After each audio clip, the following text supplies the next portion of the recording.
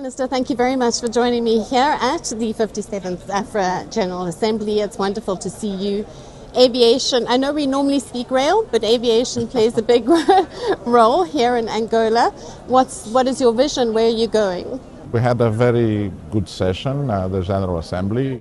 The most important part, and for us is critical, is how we can move to a more effective implementation of the single African air transport market.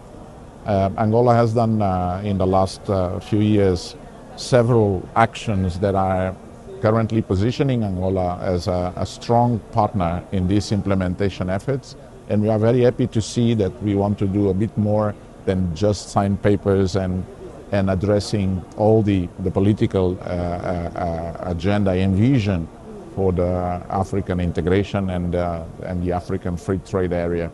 So we need to do more. We shared some of the challenges with other airlines and other countries, but still the positive part of the General Assembly is the concrete actions that will allow the effective implementation of the single African air transport market. In April this year, you signed a bilateral agreement with Zambia. When is that going to kick into place, and what other bilateral air agreements have you got? Well, it was announced during the General Assembly, not only the code-share agreement with South African Airways, which is very important, between TAG and South African Airways, enhancing the regional connectivity and the various options for passengers in the region.